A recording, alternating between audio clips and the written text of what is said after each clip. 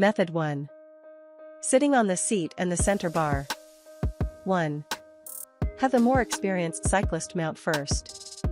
In preparing to go, the first person should hold the handlebars firmly and stand, both feet flat on the ground, while the other person mounts.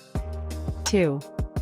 Have the other person sit down on the seat and put their feet on the rear axles while holding on to the first person.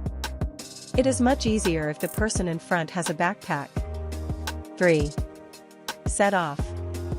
The person in front should put their foot on the pedal and gently take off. This is difficult, but you have to keep the bike as straight up and down as possible, or else the takeoff is nearly impossible.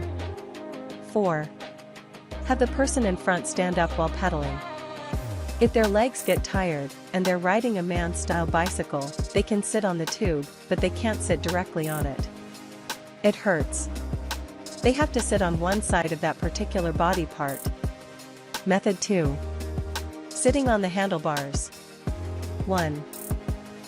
If you have a mountain bike, you could try having the second person sit on the handlebars. 2. Have the second person mount the handlebars and hold on. 3.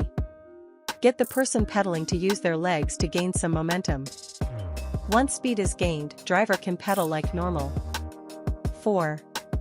Note that the driver can alternate from which side of neck he looks on. And the rider on handlebars can leave their legs dangling in the air. 5.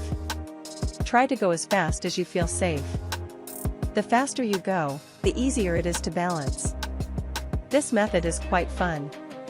It is easy to go fast. 6. Dismount. For the rider to dismount, all they need to do is hop off.